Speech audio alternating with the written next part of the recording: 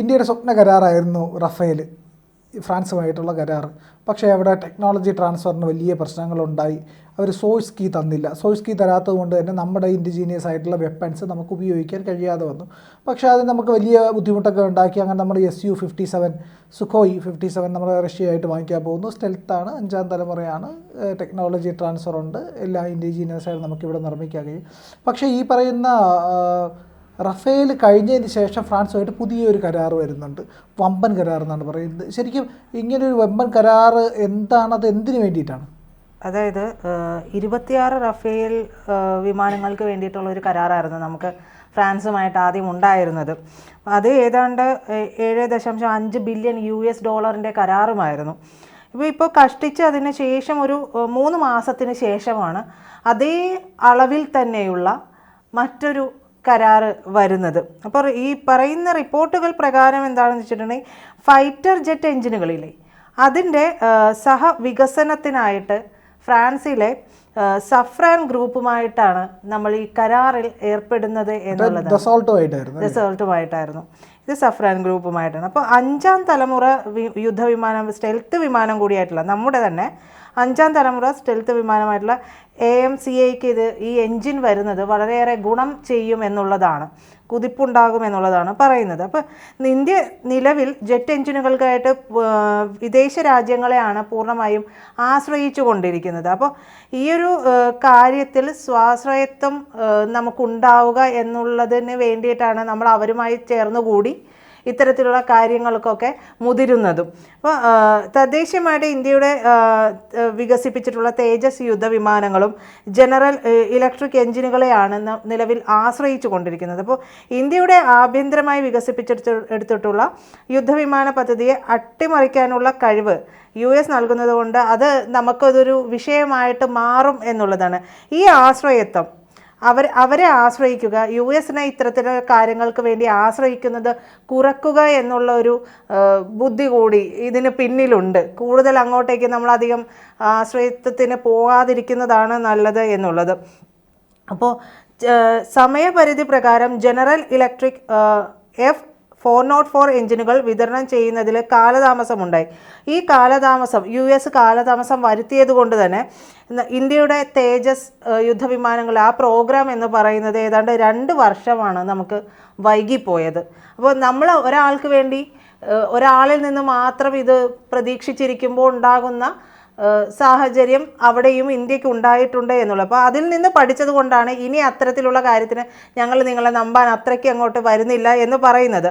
അപ്പോൾ ഈ നമ്മുടെ വ്യോമസേനയ്ക്കാണെങ്കിൽ സ്ക്വാഡ്രൺ ശക്തി കുറഞ്ഞു വരുന്ന ഒരു സാഹചര്യം കൂടി നമുക്ക് നിലവിലുണ്ട്. ഇത്തരം വെപ്പൺസ് ഒക്കെ ഒരുപാടുണ്ട് എന്ന് പറയുമ്പോഴും MiG-21 വിമാനങ്ങളിൽ അതിനെയൊക്കെ ഡീകമ്മീഷൻ ചെയ്യാൻ പോകും. കാരണം ഒരുപാട് അപകടങ്ങളുണ്ട്. അതിനെ പറക്കുന്ന ശവപ്പെട്ടി എന്നാണ് വിളിച്ചുകൊണ്ടിരുന്നത്. അപ്പോൾ അത്തരത്തിൽ സ്ക്വാഡ്രന്റെ ശക്തി നമ്മൾ പറയും നമുക്ക് ഇത്രയ്ക്ക് ഉണ്ട് എന്ന് പറയുമ്പോഴും നമ്മുടെ പരിമിതികൾ എവിടെയുണ്ട് എന്ന് കൂടി നമ്മൾ മനസ്സിലാക്കണമല്ലോ. ഉള്ള കാര്യം ഉള്ളതായിട്ട് തന്നെ പറയാം. അപ്പോൾ ഇത്തരത്തിൽ സ്ക്വാഡ്രൻ്റെ ഒരു ശക്തിക്കുറവ് നമ്മുടെ വ്യോമസേനയ്ക്ക് അത് ബുദ്ധിമുട്ടുണ്ടാക്കുന്നുണ്ട്. അപ്പോൾ വ്യോമസേനയ്ക്ക് അനുവദിച്ചിട്ടുള്ള 42 സ്ക്വാഡ്രനുകളിൽ നിലവിൽ 31 സ്ക്വാഡ്രൺ മാത്രമാണ് ഉള്ളത് എന്നാണ് പറയുന്നത്. അപ്പോൾ ഇന്ത്യയുടെ സ്റ്റെൽത്ത് എയർക്രാഫ്റ്റ് പ്രോഗ്രാം AMCA അതിൻ്റെ സമയപരിധി പാലിക്കുന്നതിന് മറ്റൊരു വിദേശ രാജ്യങ്ങളുടെയും ആശ്രയത്വത്തിന് പോകാതിരിക്കുന്നുവെന്ന് ഈ പറയുന്ന സംയുക്ത എൻജിൻ വികസിപ്പിക്കുന്ന ആ ഒരു പ്രോജക്റ്റ് വഴി നമ്മൾ ഉറപ്പാക്കുക കൂടി ചെയ്യുന്നുണ്ട്. അപ്പോൾ ഒരു കണക്ക് എടുത്തിട്ടുണ്ടെങ്കിൽ അടുത്ത ദശകത്തിൽ ഇന്ത്യക്ക് 250-ലധികം പുതുതലമുറ യുദ്ധവിമാനങ്ങളുടെ എൻജിൻ ആവശ്യമുണ്ട് എന്നാണ് പറയുന്നത്.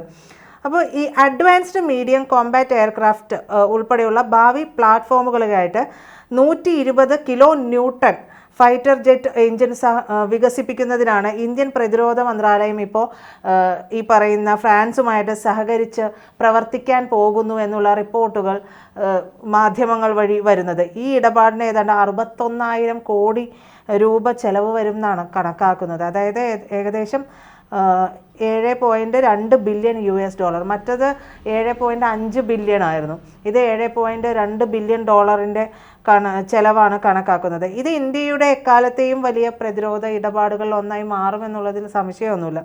ഏപ്രിൽ 1 7.5 ബില്യൺ US ഡോളറിനാണ് നമ്മൾ 26 റാഫേൽ M യുദ്ധവിമാനങ്ങൾ വാങ്ങുന്നതിന് ഫ്രാൻസുമായിട്ട് കരാറൊക്കെ വെച്ചത്.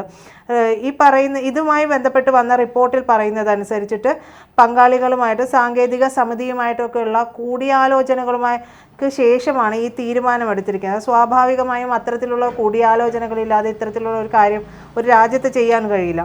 അപ്പോൾ ഫൈറ്റർ ജെറ്റ് എഞ്ചിനുകളുടെ സംയുക്ത വികസനത്തിന് വേണ്ടിയിട്ട് ഫ്രാൻസിലെ സഫ്രാൻ, UK റോൾസ് റോയ്സ് എന്നിവയിൽ നിന്ന് നമ്മുടെ പ്രതിരോധ മന്ത്രാലയം നിർദ്ദേശങ്ങളൊക്കെ സ്വീകരിച്ചിട്ടുണ്ട് എന്ന് പറയുന്നു. എന്നിരുന്നാൽ പോലും നമ്മൾ ഫ്രാൻസിലെ സഫ്രാൻ ഗ്രൂപ്പുമായിട്ട് സഹകരിക്കാനാണ് ഇതിൽ തീരുമാനമെടുത്തത്. സഫ്രാൻ പൂർണ്ണമായിട്ടും സാങ്കേതിക കൈമാറ്റം ഈ പറയുന്ന AMCA വികസനമായി ബന്ധപ്പെട്ടിട്ട് പറയുന്നുണ്ട്. എനിക്ക് തോന്നുന്നു അതിൻ്റെ ഫുൾ കാര്യങ്ങളും നമുക്ക് തന്നുകൊണ്ടായിരിക്കും അതിൻ്റെ ഒരു എൻജിൻ വികസിപ്പിക്കുന്നത്. അങ്ങനെ ആയിരിക്കുമല്ലോ ഈ സംയുക്തമായിട്ട് ഏർപ്പെടും, അങ്ങനെയല്ലേ? സംയുക്തമായിട്ടുള്ള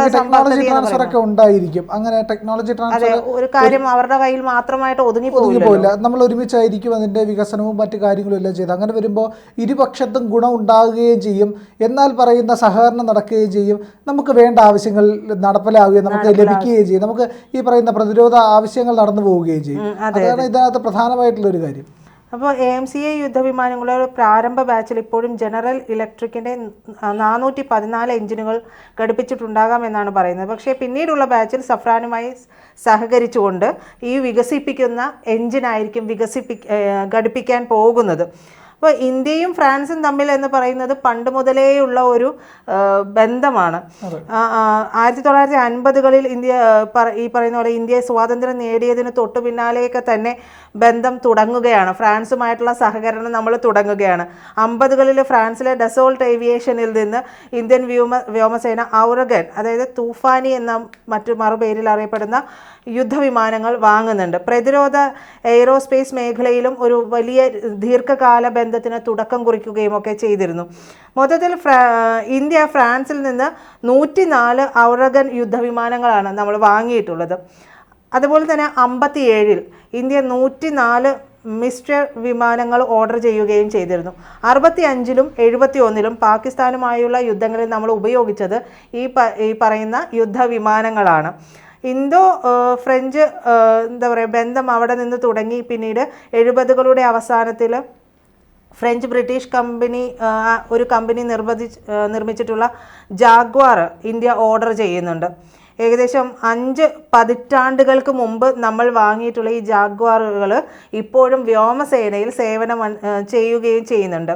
80കളിലാണെങ്കിൽ IAF ദസോൾട്ടിൽ നിന്ന് മിറാഷ് 2000 മറ്റൊരു വിമാനമാണ് അത് നമ്മൾ ഓർഡർ ചെയ്തിരുന്നു. ഈ മിറാഷ് യുദ്ധവിമാനങ്ങൾ ഇന്ത്യൻ വ്യോമസേനയിൽ ഇപ്പോഴും സേവനമനുഷ്ഠിക്കുകയും പിന്നീട് 2019 പാകിസ്ഥാനിലെ ബലക്കോട്ട് വ്യോമാക്രമണത്തിൽ ഉപയോഗിക്കുകയും ചെയ്തിട്ടുണ്ട്. 2016 വരുമ്പോൾ 36 യുദ്ധവിമാനങ്ങൾക്കായിട്ടുള്ള നാഴികക്കല്ലായ റഫേൽ കരാർ പിന്നീട് വരികയാണ്. പിന്നീടാണ് ആദ്യം 26 റഫേൽ M യുദ്ധവിമാനങ്ങൾക്കുള്ള കരാറൊക്കെ വരുന്നത്. ഇന്ത്യൻ വ്യോമസേന 5 ഫ്രഞ്ച് യുദ്ധവിമാനങ്ങൾ ഉപയോഗിച്ചിട്ടുണ്ട് എന്ന് പറയുന്നു. പിന്നെ പറയുന്ന ബന്ധങ്ങൾ എന്ന് പറയുന്നത് പ്രോജക്റ്റ് 75 പ്രോഗ്രാമിന് കീഴിൽ ഇന്ത്യയിലെ മസഗൻ ഡോക്ക് ഷിപ്പ് ബിൽഡേഴ്സ് ലിമിറ്റഡിൽ നിന്ന് 6 കൽവാരി ക്ലാസ് സ്കോർപിയനുകൾ നിർമ്മിക്കുന്നതിനായിട്ട് ഫ്രാൻസിൻ്റെ നേവൽ ഗ്രൂപ്പുമായിട്ട് നമ്മൾ 2005ൽ ഇന്ത്യ $3.75 ബില്യൺ കരാറിൽ ഒപ്പുവയ്ക്കുന്നുണ്ട്. ഇന്ത്യൻ നാവികസേനയ്ക്ക് ഫ്രാൻസ് ചെയ്ത ഹെലികോപ്റ്ററുകൾ നൽകിയിട്ടുണ്ട്. അങ്ങനെ നിരവധി കാര്യങ്ങൾ ഫ്രാൻസുമായിട്ട് ചേർന്ന് നമ്മൾ നടപ്പിലാക്കിയിട്ടുണ്ട്. നമ്മൾ അവരും തമ്മിലുള്ള പ്രതിരോധ രംഗത്തെ സഹകരണം എന്ന് പറയുന്നത് നേരത്തെ പറഞ്ഞതുപോലെ തന്നെ നമുക്ക് സ്വാതന്ത്ര്യം ലഭിച്ചതിന് തൊട്ടു പിന്നാലെ തന്നെ തുടങ്ങിയിട്ടുള്ളതാണ്. അത് ഇപ്പോഴും തുടർന്നുകൊണ്ടിരിക്കുകയാണ്.